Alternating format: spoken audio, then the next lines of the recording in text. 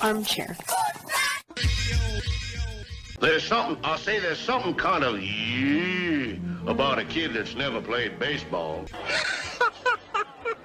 We have been hoodwinked, bamboozled, and flat out deceived. Why did you get so drunk? You got drunk. I'm just really exhausted. What's in that cup? Armor Cokes? Do you have any idea how important this is? We're trying to save the pub crawl. Really, this is what you're doing? This is what you're doing? Chief, what do you want to do tonight? The same thing we do every night. Try to take over the world. 106 miles to Chicago. We got a full tank of gas, half a pack of cigarettes. It's dark, and we're wearing sunglasses. Hit it. Armchair. YouTube Live? Radio station. The radio station you can call your own. Do you know what listeners like about our station? I like everything. It's always on my radio. We never stop the music, except for now, when I talk.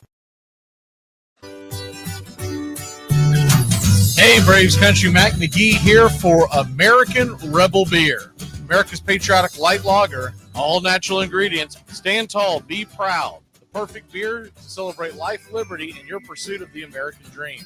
America's patriotic light lager, offering a crisp, clean, bold taste. Perfect beer to celebrate life, liberty, and your pursuit of the American dream. A beer with only 110 calories that tastes like a full-flavored beer and celebrates like freedom. You're listening to WQVZ, 1700 AM Mission Radio. For me and the Lord, we got an understanding. We're on a mission from God. Cause he's the armchair quarterback. He's full of beer and he's full of snacks. The all-American man. Yeah, the armchair quarterback. He's kind of fun and he's kind of fat. The all-American man. Well, if you stand and block the screen, you may just lose your life. And that goes for all 30 friends. Hey, howdy, hi, and how the hell are you? Well, let me see who we got in here today as we bring Doug into the fold as well. Justin Hightower, good to see you. Justin Green Machine, good to see you. Doug, how are you, sir? Doing good. All excited for this weekend, I'll tell you that much. Did you get a chance to catch any of the minor football games yesterday? The only game I caught was Hawaii winning. You're talking about on last Saturday? Yeah, that's the only thing I was able to catch. That was actually a pretty darn good ball game. It's pretty interesting. I don't think Bobby knew what I was talking about, so maybe you saw it. I didn't see it live. I saw the video afterwards because I was calling the Braves game, so I jump in to action around late third quarter-ish. I had it on in the background, but wasn't really watching. But did you see the thing where the kid did the touchdown dance and it got them the penalty that put him into field goal range right at the end of the half? And long story short, he did something else to get them in trouble, get him another penalty later in the game. I want to say it was really ticky-tack late hit or something. And anyways, long story short, those two penalties kind of killed it and ended up getting Hawaii the W when they probably shouldn't have been in the position to win that game. I don't know if you caught that or not. Yeah, I saw the first one. The second one, I kind of missed. It was so ticky-tacky. It was kind of like, huh? It was like a late. It was a late hit, but all he did was, it was absolutely nothing. I mean, he basically shoved the guy at the end of the play, but it was, barely a tap. So I guess I'm so used to think because it's hard to separate the two. But what I was the most confused about was them putting such a big penalty on what wasn't much of a touchdown. I mean, a sack dance, right? Yeah. And I guess maybe they just don't allow it at all in college football this year. But it's a little confusing to me because you see it all the time in the NFL, nothing happens. And now in college football, where it's supposed to be a more fun, open type league, man, they're not going to let them do anything, I guess. Yeah. Not in that game, they didn't. All right, real quick before we get into the world of college football, we do want to go ahead and touch on some MLB baseball. We'll be doing this every Friday show just to get you caught up. How are you feeling about your Reds' chances of making the wild card? They're sitting 4 games back of the Mets. The Mets have been floundering a little bit. They got a little hot this week, and the Reds on a 3-game losing streak.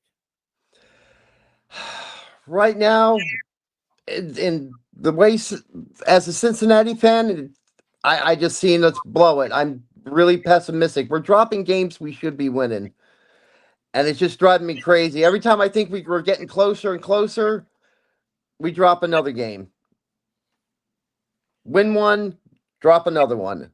It's like we're going nowhere fast. Yeah, I still believe in the art of the Mets collapse, so don't give up. That's all I'm telling Reds fans. Don't give up. The Mets will find a way to spit the bit. They just normally do. Mm-hmm. So I wouldn't give up on that idea. But if you look at it real quick, because that's really the big thing that's going on in the National League. I mean, you got jockeying for position between the Padres and the Cubs, but they should make the playoffs. And in the American League, you got the Yankees and the Red Sox fighting tooth and nail, trying to see who's going to be the top wild card. Most likely Toronto takes the division. And Seattle's got a pretty good lead on Kansas City. I still give the Reds a better chance of catching the Mets than I do Kansas City catching the Mariners, because the Mariners, to me, have the pitching to withstand any kind of slumps. The Mets, and they are calling up their youngster today, Jonah Tonga, I think is how he pronounces it. Not 100% sure, but he's coming up to pitch. Nolan McLean looked very good his first couple of outings. That was a huge outing for him versus the Phillies. We'll see. We'll see what the new guy has, but McLean appears to have the it factor to be able to go toe to toe with the big boys at the big moments. The Mets tend to always have these pitchers that just don't show up. Well, it seems like this kid does. The chances that 2 of them come up in the Mets organization at the same time and have it are highly unlikely, but we'll see, because most Mets believe that this is their best prospect pitching tonight. I don't know how he's better than McLean. But anyways, the Doug's over here scurrying to see. He's not available in any of the fantasy league, son. No, I know. Doug gets real quiet. He's like, I'm going to pick him up. He's already gone. No, I know McLean's in one league and I have him in the other. Mm-hmm. I went to pick him up, and Steven had seen it about 10 minutes before I saw it. And I was like, son of a gun. Should have known, because I think he gets alerts on his phone. I was like, I'm not doing that with fantasy sports. I'm gonna try to win it, but I'm not gonna let it drive me boo bats. Real quick before we flip the page of football, man, that had to have been killing you, because I went to look it up last night after the show to see who in the leagues that we're in, that you and I are in, has Kyle Schwarber, and you have him. Is it the Dynasty League you have him, or is it the Trophy League? Dynasty. Huh? Dynasty. That had to have killed you, because I was like, man, he scored 29 points in our league last night. I know. It's just an outrageous amount of points. And if he was neck and neck with somebody, first thing I was going, man, I hope I'm not playing against him. But I'm pretty sure I'm going to end up cruising past Team Shaka Khan, because he actually waved the white flag yesterday morning, shoot me a text. He goes, well, you did it again. He goes, your team went freaking boo bats. I was like, dude, what happened? The Braves actually started hitting this week. I have too many Braves on. I'm probably going to change that strategy next year, because their offense has been so like this the last couple of seasons that it was fun. It was a fun ride in 2023, but 24 and 25, they've just been so up and down. I'm going to have to say goodbye to it. You just can't have that many guys in one lineup and expect it to succeed. And I expect them to have a rough go this weekend, which is fine, because I think I'm going to move on. And next weekend, they are in Wrigley, or next week they're in Wrigley and they're home against Seattle. I don't love that. The Wrigley part I like in the summertime, but Seattle's got a good pitching staff. But it is what it is. As you know, we don't have enough pickups to just all of a sudden change my offense. Yeah. So, anywho, we move on from that. I really wish Yahoo or someone would come up with a way to have unlimited offensive pickups or separate it like X amount of offensive pickups per week and X amount of pitching pickups per week, because it would really help out. But they have not designed that software yet. All right, moving on to college football real quick. Let's hit the stupid underdog picks to let you know. Oh Lord, who did Bobby take? I had to look through the damn thing out. Did he take Hawaii? I think he took Hawaii. I'm almost positive he took Hawaii. I'm gonna have to look at the actual scores here in a second. But give me 1 second, I'll figure it out. There's no need to fear. Stupid. Underdog is here. Stupid. Underdog. Stupid. Underdog.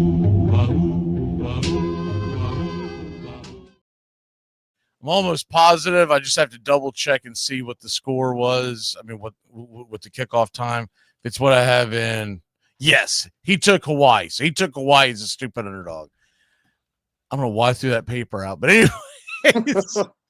I get in the office and go, this is crap, this is trash, blah, blah, blah. Picks to collect from 3 days ago, blah. And then I guarantee it was in the middle of all that. All right.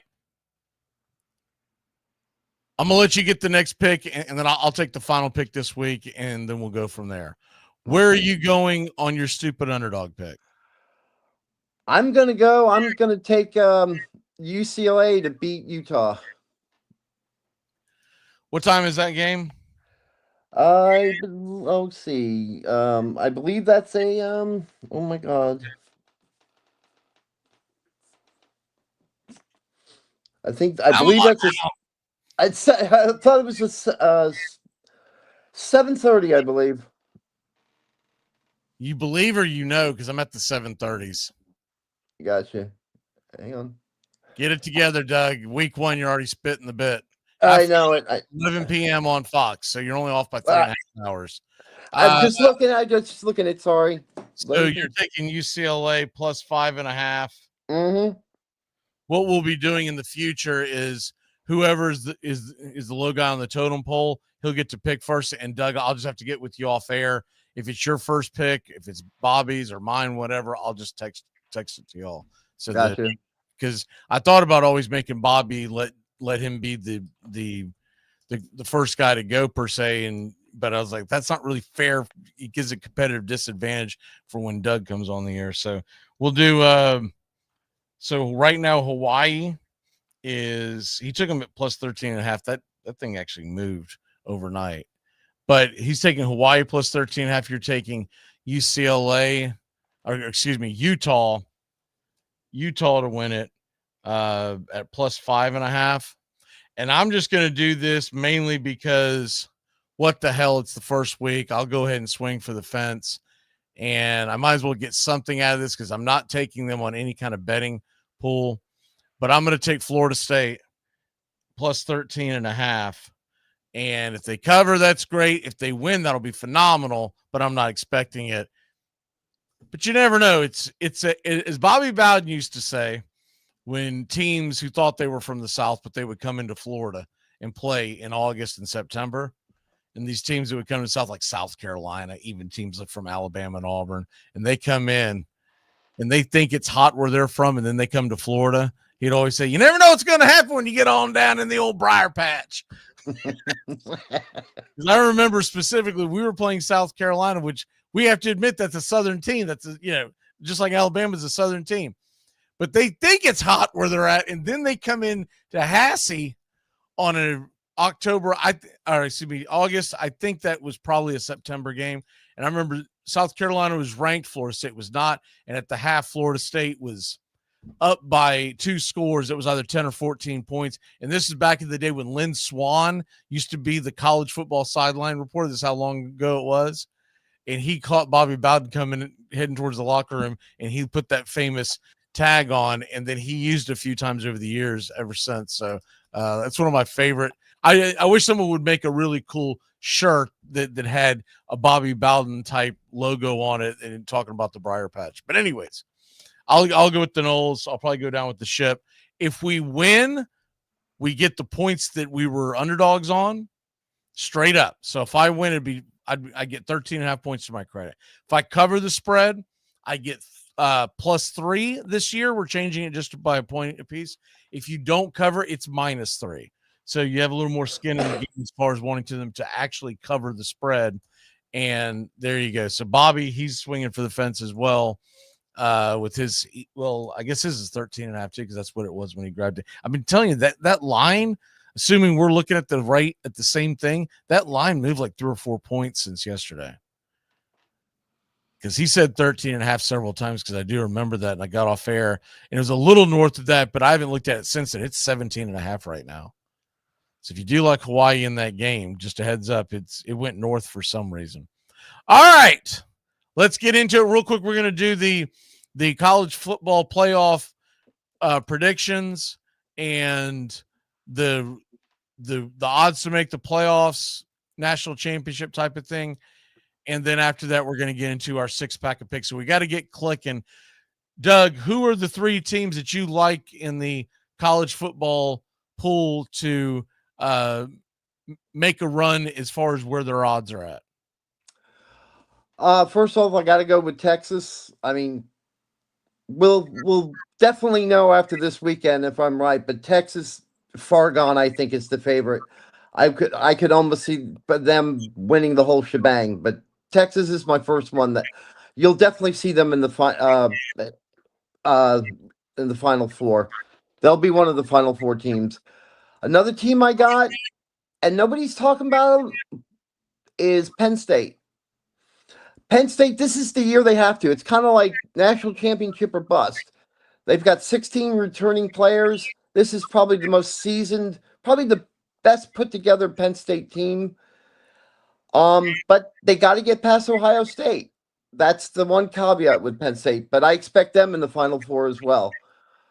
And surprisingly, because I didn't think they were a good preseason, but the more I see, the more I like Clemson. I think Clemson will make a run this year. They'll definitely be the ACC champion. So, and I can see them in the one of the Final Four as well. So just to be clear, what he's telling you, and just take it with a grain of salt, because you are talking about it should be easy money, but at the same token, you're betting a lot to make a little.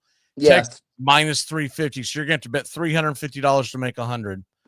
Penn State is -300, so they're right there is one of the favorites as well. They're going to have to bet 300 to make 100. Clemson's a little better bet, and I honestly think it's probably the best bet that Doug brought up, because you only have to bet 175 to make 100. And to me, that seems like a lot more of a reasonable chance. Now, what I'm looking at was posted just before last night's game. Guarantee you Boise State's number is a lot higher now. There's no way in hell after that debacle last night, that freaking curb stomping that they took, that it's still like that. One of my favorite ones, and I mentioned it briefly yesterday as a part of parlays and stuff, and we'll probably talk about more of that as the year goes on, but I want to get into our 6-pack of pick before we run out of time. I like Kansas State plus 280 because you're betting 100 to win 280, and they have a decent chance at making that run. For you Tennessee fans, Tennessee is a plus 300. If you really think the Tennessee, I'm not touching it. But if you really think the Vols are going to be able to solve the quarterback issue and be able to go out there and rock and roll, it's not out of the realm of possibility that an SEC team gets in there with the handful, well, not handful, but 3 losses. You can bet 100 and the total payout would be 400. You win 300. So keep that in mind. A long shot bet that I like, because I don't know if the ACC is as wrapped up as everyone thinks it is. Georgia Tech plus 500. That's interesting because Haynes King's coming back, and he's one of the best, not just players, or not just quarterbacks, but players in all of college football.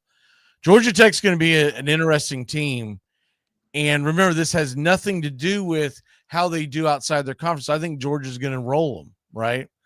They should beat Colorado tonight. I think they will, but they may not. Won't matter because they're going to have to win the ACC to get in. And all they got to do is get to the dance in Charlotte. And I'm telling you that Cane's King. Ask Georgia. They were extremely lucky to beat Georgia Tech last year at the end of the season. And that was a pretty good Georgia team. And that Georgia Tech team should have beaten them. They were the better team that night, but they did some colossal, stupid mistakes that we went over the air on the air the next day as far as decision making. But it's a talented team. It's going to be interesting to see what Haynes King can do with another go around. The other one you might want to take a look at, I'm going back to the Big 12 because it seems more wide open than the other conferences. Look at Iowa State plus 700. I mean, they kind of stubbed their toe and whatnot, but honestly, Iowa State, you can see once again, all these teams I mentioned, they just have to get into their conference title game, and then you can always hedge it back, right? They don't have to win the conference title. You just got to get to the conference title game. If you pick a team, let's go back to Georgia Tech. You take them a plus 500, and let's say you put 100 down. You get them a plus 500, and they get to the ACC title game. Then whoever they're playing, you can just bet back on the other side and hedge your bet and come out a winner. Other teams that I think are interesting. Let me see. Where was the other one at? This one is a safer one. It's not as bad as the minus 300, minus 350 that Doug just gave you, but it is going to be almost 1-2 odds. It's minus 190 right now. I like Notre Dame to make the playoffs. And you look at their schedule. If they beat Miami, they've almost punched their ticket. Mm-hmm. After they play Miami, their schedule's not as difficult as it has been in years past. And they're going to be able to pretty much run the board after the Miami game. So if they beat Miami, good night, Irene, right?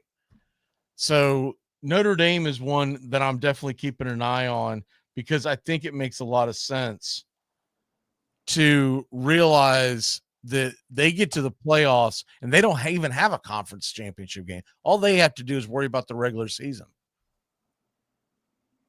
Georgia fans, your team's minus 250. I just don't like the payoff, but I would take it before I took Penn State or Texas because at least you're only betting 250 to win 100.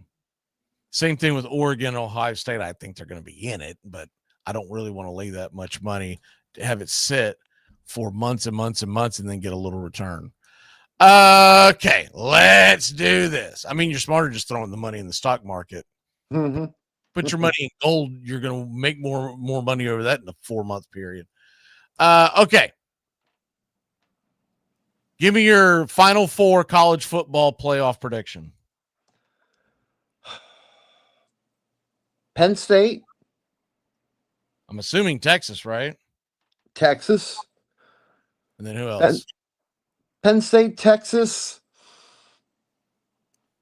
I'm going to go ahead with Notre Dame. Even Notre Dame was that fourth one. And give me, Texas, Notre Dame, Penn State, and I'll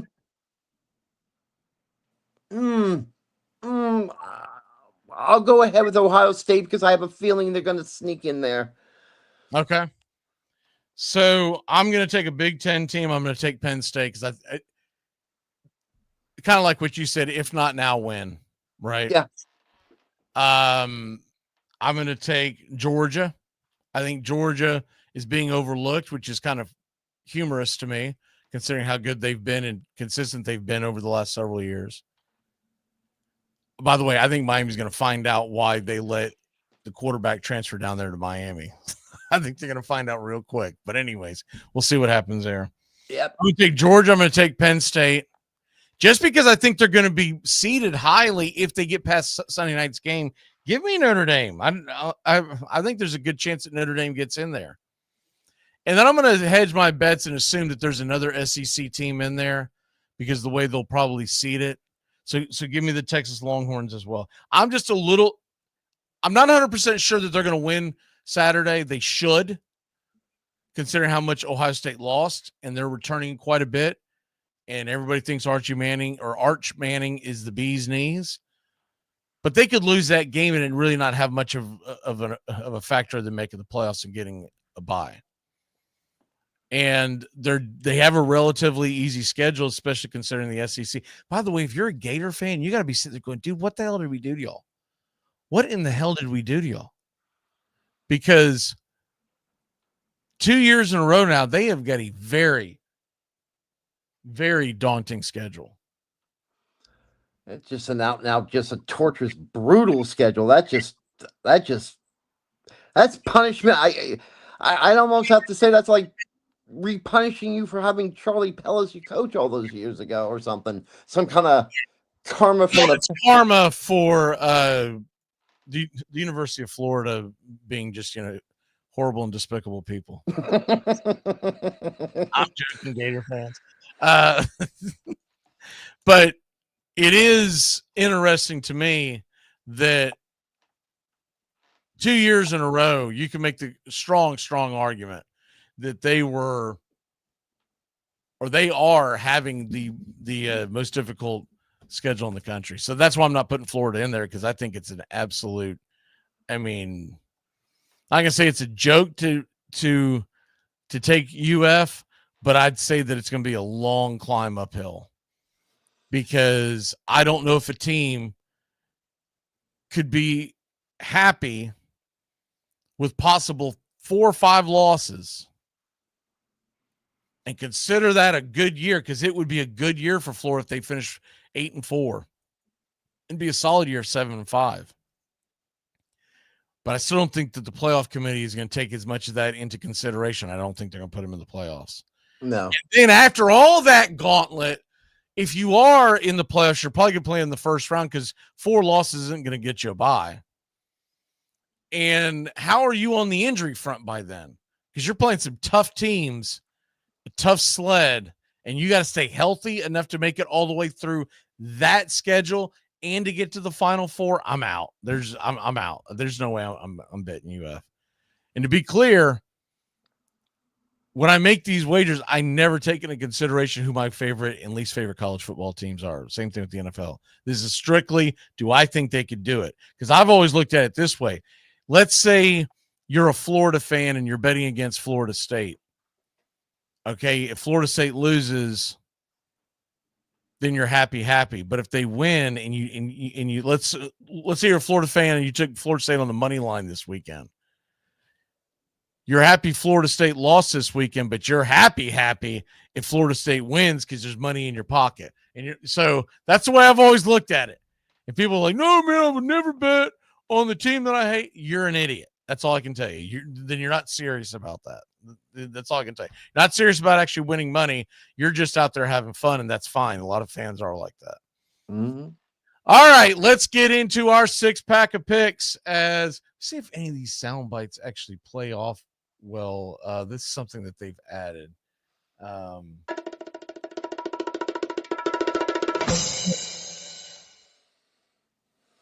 Let's see. Yeah, not too bad. Wasn't sure with all the new configurations. All right, Doug, we're going to go back and forth on this. We can take the same picks if we really like them. Doug and I these are blind reactions. We do not go over our picks ahead of time. So if we all have the same 6 picks, then that means that something's lining up there. Give me your first pick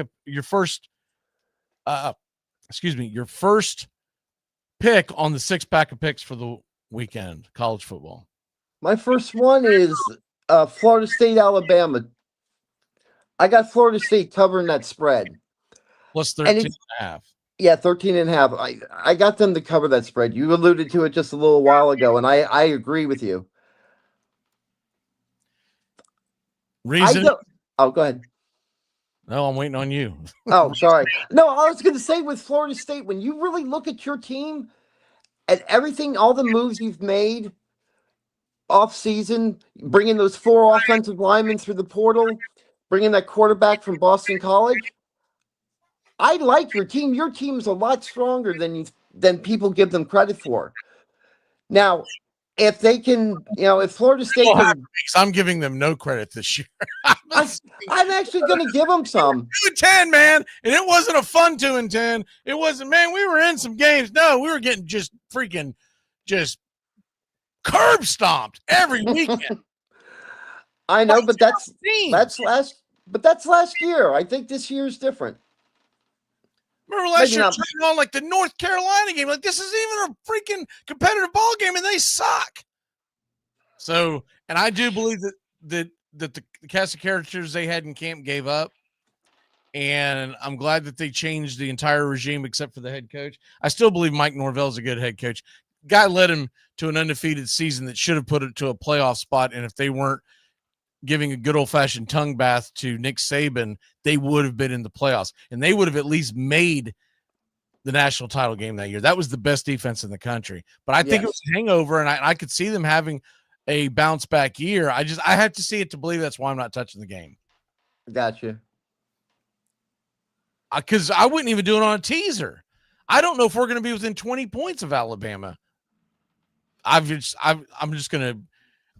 to consume the game, watch it, open mind, expect the worst, and hope for the best. Right? Amen. But I'm not telling other people not to touch it. I don't have I look through the college football world through garnet and gold glasses. So most of the times I don't even touch Florida State. But I hope you're right, because I do like what Castellanos should bring to the offense. And I like Florida State to probably get there to beat the 7.5 over under. I'm just telling people you might want to wait till after the first weekend. A, they may be a disaster. B, the number will probably go into your favor once they take that first loss, because what's being baked into the futures on that is the idea that Florida State could pull off the win against Alabama. Well, if they beat Alabama, the expected over under on the wins is going to shoot up to about 9.5. Yeah. So I would wait until the end of the first weekend and see where it's at. They're probably going to lose. They lose. It'll probably stick to 7.5, but you'll probably get a better buyout. So anyways, okay. So you're taking Florida State plus 13.5. What's the first one I have? Cause I'm going to try to do chronologically. Tonight, give me the Army Black Knights. They are giving up 13.5 to Tarleton State. I watch a lot of college football. A lot of college basketball. Tarleton State's a pretty good program, but I'm not betting on them in football. Hell, I was 100% sure that they had a football team all these years of me watching college basketball. They are 1-0. And I think that might be skewing the line. And Army did lose some guys, including their main star from last year behind center. But I still think that Army team is going to be able to plow the field with them. It might be a slow start, but I think they'll eventually wear them down. By the way, that's 6 o'clock on CBS Sports Network. So give me Army. And plus, it's fun to have a game for tonight anyways. But if you don't love that one, I got another one on the way. What's your second pick, Doug? My second one is Baylor and Auburn. I got Baylor out and out winning this game. It's just take the plus 2.5 points. Baylor will easily cover that. I don't even know why Baylor is the underdog in this game. Baylor has returned most of that offense that played last year, including that rookie who set a season rushing record with them. And you're looking for that offensive efficiency with them. I don't see it with Auburn, so take Baylor all day. I'll tell you another interesting one with Auburn and Baylor is at 58.5. Yeah. That seems a little high. By the way, Waco, Texas, and I know it's not the swampy heat of Florida, but still, it's going to be 91 degrees at kickoff tonight, 8 o'clock in Waco. Ugh. Go to by the way, that's a 8 p.m. Fox game. Yeah, it's a national game too, so everybody should get it. By the way, for folks that probably didn't stay up and watch it, Nebraska did hold off and beat Cincinnati 20-17. I told y'all yesterday I liked the under. That thing was cleared. You know what the over-under in that game was, Doug? 51 to 52.5, depending on the book. Oh, I would have bet that under if I'd known that. Total of 37 points were scored last night. Mm-hmm. That was biscuit train or biscuit wheels on a gravy train is what that was. I couldn't run to the window fast enough for that one. I watched a little bit of college football after the game last night. I was going to check out the South Florida game, but they were just absolutely just boat racing Boise State, so it was over before it started. All right. My second game is going to be tonight's game as well, Georgia Tech. Ramblin' Wreck of Georgia Tech and a hell of an engineer.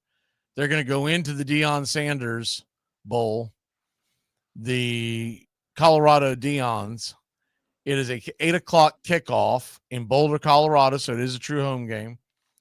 They're giving up 4.5. I would say wait until kickoff. You'll probably get a better number because a lot of people are going to want to put money on Deion at the right before kickoff. Georgia Tech should absolutely blow them out of the water. This should be a 2-touchdown spread, I believe. Yeah. Georgia Tech, assuming they don't get caught up in the big lights in the first game of the season and all that rust, and we all know all that, Georgia Tech's got a better squad top to bottom. And you got to realize all those guys that Deion lost, not just his sons, but he lost quite a bit. And yeah, he brought a bunch in. There's going to be, just like it was the first time he took over, there's going to be a big time adjustment period. And I don't think that they get it down in time. I would be betting the house on this if this was on a neutral site. I give Colorado punchers chance of possibly covering because it's going to be in Colorado. And does Georgia Tech go out there and not play up to expectations? But I don't see it. I don't see Haynes King played some big games last year. I did the game of Miami versus Georgia Tech, and I was extremely impressed by him. So give me Haynes King versus Deion Sanders. What's the next one you got? I got Syracuse and Tennessee. When I look at this game, you're talking about two teams who have no offensive identity whatsoever. I mean, Syracuse, their offense from last year is completely gone. And Tennessee's got, a new quarterback? But Tennessee's defense is going to be the difference in this game. So I didn't like that over of I don't like the over. It's at 50.5, I believe. So here I would take the under. I think that's the one true bet to make on this game. What time is that game again? Noon? It's a noon kickoff, right? Yeah, that's a noon kickoff. Okay, so you're taking the Vols and Syracuse under 51.5. Mm-hmm. I don't hate that at all. I don't see that being a big high scoring game. And if it is, it's probably a lopsided one. It's in Knoxville. They don't have the AccuWeather up for that one, but it's in Knoxville. Oh no, I'm sorry. It's in the Mercedes Dome. Okay, so that's the Atlanta kickoff, the Aflac kickoff, as they're calling it now. It used to be Filet. Okay, so it's the Aflac kickoff. That's what threw me off. I was Googling it the other day. I couldn't find it. So the Aflac kickoff, and that's in Tennessee. It's in a dome. Still, if you're looking to play the point spread, the small advantage Syracuse has is that they're used to playing in a dome, but I don't think that's an advantage. I think that place is going to be rockin' orange, but it's going to be the right kind of orange. It's going to be Tennessee orange. Mm-hmm. So under 51.5.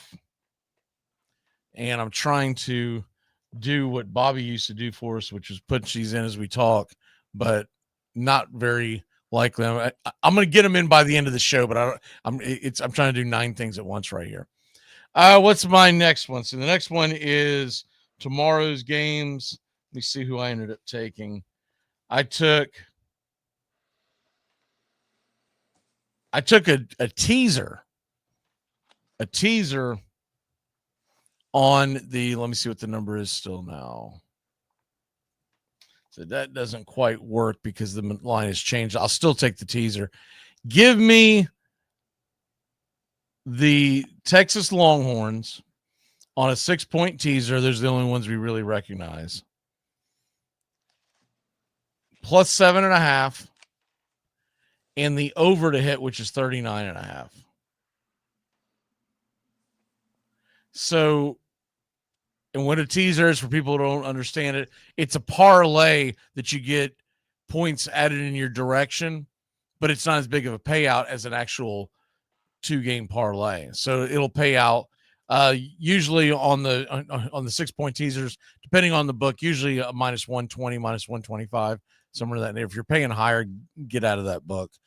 They're ripping you off. So give me that as the teaser, because I think Texas keeps at least close enough to a 1-score game. And I do think some points are going to be put up eventually. If you're a little weary about that and you're thinking about the under, I would take the under in the first half. It's more likely to hit. But by the second half, I think the offenses will be rolling. Let me see here. What Scooby's saying? Took Boise State and Nebraska to cover. Oof. Ugh. Should have stopped in yesterday, Scooby. My college lock pick of taking the under in the Nebraska game, but he says he's still up 130 for the week, so that's good. He likes under and Ole Miss. All right, what's your next game? My next game is Notre Dame and Miami. Which, by the way, that's a Sunday night game, 7:30. This game, I was looking at. I mean, I believe Notre Dame's going to win, so I took the money line at minus 130. Okay. In this game, because I didn't like that. The point spread is what, 2.5, I think. I believe. I didn't see the money there, so I just took the money line on that one. Yeah, it's 2.5. And to be clear, y'all, in our locks, we will never give you a pick that is over minus 150. So any of our locks, we try to keep it minus 140 or lower, but I will accept minus 150, though it's a bad bet. And it's not a bad bet if you want to make those bets at home, that's fine. But I'm not going to tell you to risk $150 to win 100, because across the board, as you go throughout an entire season, that you're going to lose out. Remember, we had a guy who used to be on the show, and he used to try to argue with me, and then by the end of the year, he's like, "Man, I lost so much money, I just quit." I'm like, it's because you keep taking the stupid bets. You can't do it that way.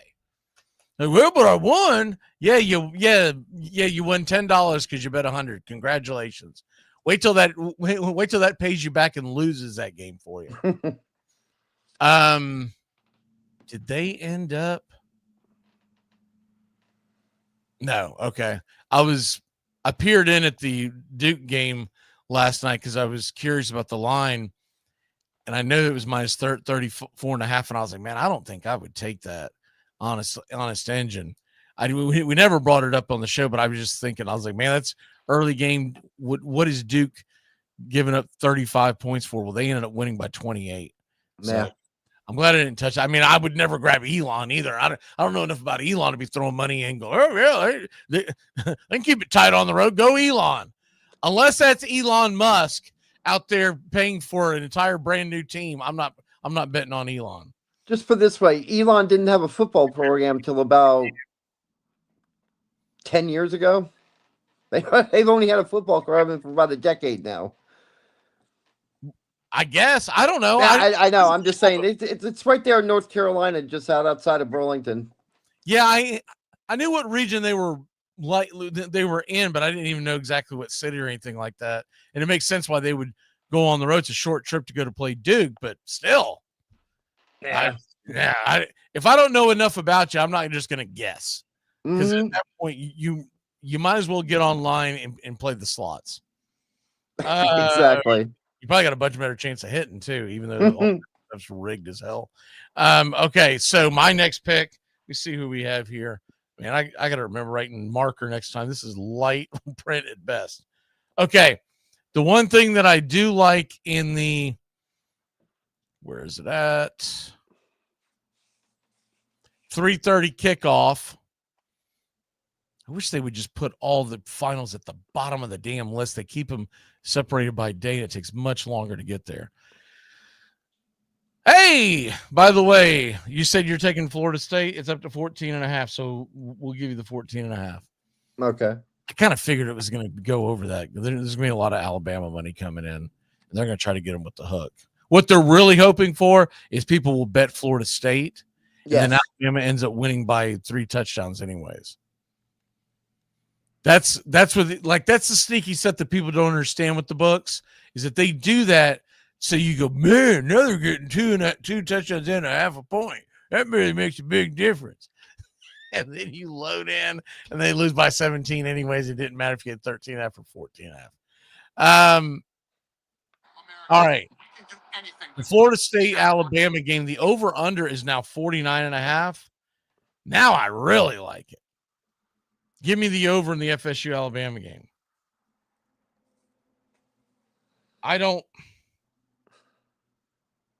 How bad that defense was last year, and I do believe that Tony White's going to turn that thing around, but has he had enough time and enough talent to do that? I don't buy it. Mm-hmm. So I feel like the early part of the game is going to be kind of a rock fight, but you're trying to tell me that Florida State's going to be able to slow down Alabama. In the real world of this betting, that they're going to be able to keep them under basically 35 points? Probably not. Because if Alabama has a chance to score points, they're going to do it. Because they want to look good that first week.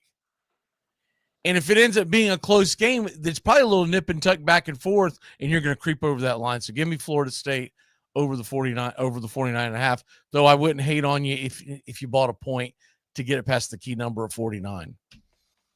All right. What do you got for your third game? I've got Texas and Ohio State. I was looking at this game. The point spread is, I don't see any money on it. So I thought in this game, we've been talking about defense with both. I would not be shocked if there's an offensive explosion in this game. So I'm taking the over in this game. And what's it sitting at? 46.5? Yes. Okay. So 46.5. Texas with the over. And that's a noontime game.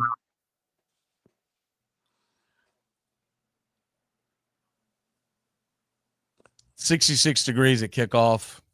Nice, cool football weather. Mm-hmm. That should be a fun game. Did you see the whole thing about Dave Portnoy? No, I didn't. What's going on with that? So, he's the Barstool guy, Michigan guy. Yeah. You don't know Ohio State for years. The plan for Fox was to have him at the kickoff show on Saturday in Ohio, in Columbus. Ohio State is banning him from the stadium. You got to love that. I think they're going to do some kind of Zoom Jumbotron type thing, but it's pretty funny. Yeah, it is. And I'm sure he'll take it, and it's free publicity for him, right? But I just think it's funny as hell. All right, so my number 5 pick is that's where we're at. You've done 5, right? Yep. And I didn't jot one of them down. The Vols in Syracuse. Vols, Syracuse. What was the number you had on that? Under 51.5? Yeah. Okay. Just double checking. My 5th game that I have here on the slate is LSU and Clemson. That is the 7:30 kickoff.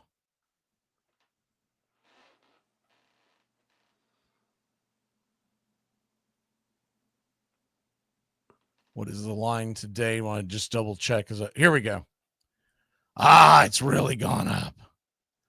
It has really gone up. Clemson is now -4.5. All right, so I'm going to split the difference here. I'm going to give you another teaser. Give me Clemson +1.5 on the 6-point teaser, and I'm going to take the under same game bet and push it to under 63.5.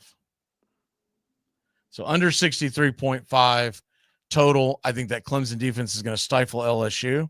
And I would think it's going to be a fairly, remember that game is actually in Clemson. It's not a neutral site game. Right. So I think you're going to get a really low scoring first half and then you'll get some points on the second half. But I see this more of like a 24-20 type ball game. I don't see this like some shootout, even though Klubnik's back and whatnot. LSU's usually stubs their toe quite a bit in the early part of the season. So give me Clemson plus 1.5. I just need them to win essentially. And we keep the number under 63.5. What is your final pick? My final pick, it's what I'm going to call my weirdo pick for people who haven't seen me before. Sometimes I pick some obscure game that nobody gives a darn about. So I got the Temple UMass game, Minutemen versus the Owls here. Okay. Temple's a lot better football team than people give them credit. So I'm taking the money line at minus 130. When is that game? That's a 3:30. That's a 3:30 game. Oh yeah, I'm gonna be locked into that with a Florida State Alabama game's going on. I know, that's what I'm saying. I gotta pull out ESPN Plus. I'm sure there'll be all kinds of freaking bells and whistles where I can't get the game to get locked into this Temple UMass game. You're taking what? The under? Is that what you're taking? No, I was taking the money line, Temple and the money line. Temple on the money line. My bad.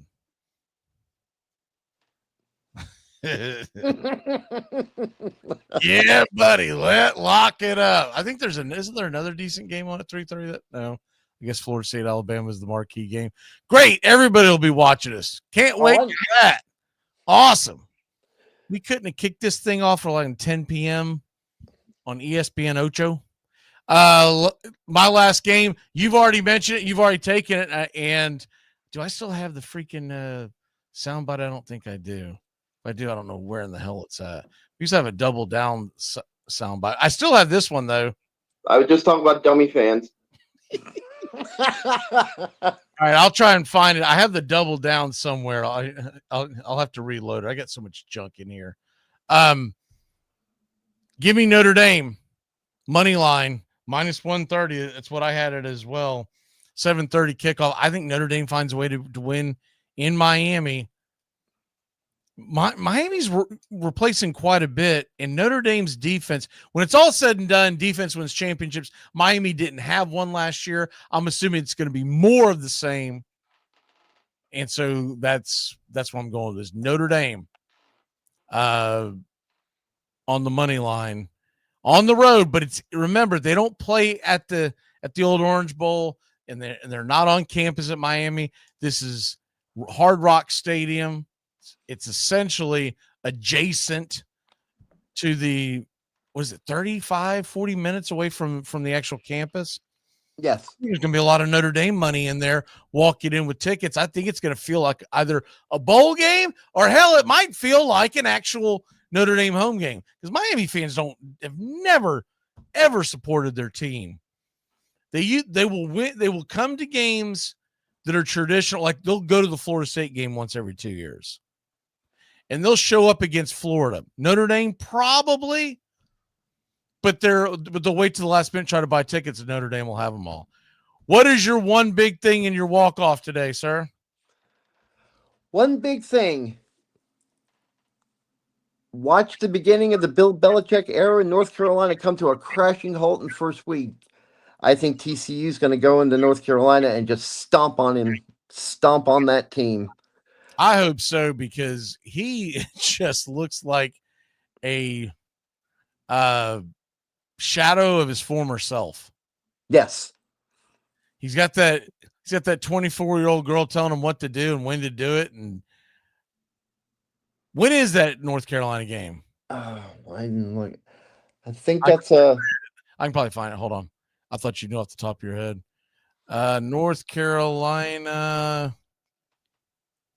Oof. Oh, it is the Monday night game. Oof. Yeah. Crap. The Braves play during the afternoon, so I'm going to have to watch that. I wasn't even planning on watching, but I guess I'll have to now. The Braves won't be on. Crap. My one big thing. All right, so we've got the beginning of college football season. Obviously, the one big thing that everybody's going to look at is who the hell is going to win between Texas and Ohio State. I do think Texas is going to win that one, by the way. But my one big thing this weekend is looking at the slate, and you look at, and by the way, they said this is the first time since the inception of the polls that the first weekend has 3 top 10 matchups in college football. I find that very hard to believe, but that's what they're claiming. So over 75 years of polling. So you've got the Ohio State-Texas game. You've got Clemson versus LSU, and then, of course, you got Miami and Notre Dame. All 6 of those teams are in the top 10 in college football. My one big thing this weekend is that obviously 3 top 10s are going to fall. There's going to be a 4th one that if they don't lose, they're going to be clutching their pearls till the end of the 4th quarter. And I hope to hell it's Florida State. I hope to hell Florida State is putting that kind of pressure under Alabama. I got to see it to believe it. And the biggest thing that you'll see out of that Florida State-Alabama game is, did Gus Malzahn and Tony White make a difference, or is this going to be more of the same? Because I'm telling you, if they get their doors blown off, the fans are going to become unruly, and that seat's going to get white hot under Mike Norvell after just 1 week. Now, he's got 2 layups the following week, and if he goes out and blows them out, the Syracuse-Tennessee game, what do we got there? I don't know what Scooby's talking about with Syracuse and Tennessee, but anyways, they're not in the top 10. They might be talking about something different.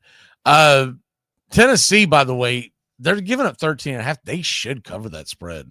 Syracuse is not a good football team. We got a jam, top of the hour. We'll see you next time. Good luck in all your betting, and we'll see you on Braves Country for the pitch-by-pitch, play-by-play, 6:45. It's an early start against those damn Phillies, and I think Kyle Schwarber just hit another home run. MVP consideration. He might have locked it up after that. Goodbye, sweetheart. Well, it's time to go. We're back tomorrow with another show. Well, unless we're fired, we'll talk to you then. Goodbye, sweetheart. Goodbye. Goodbye. Guys and gals, it's time to go. We'll see you on the next show. Same bat time, same bat channel. It's closing time, y'all. You don't have to go home, but you can't stay here. Have a great one. On your way out, please like and subscribe, and don't forget to tip your favorite bartender. We'll see you. I'm Mac Magee, signing off for Braves Country Radio.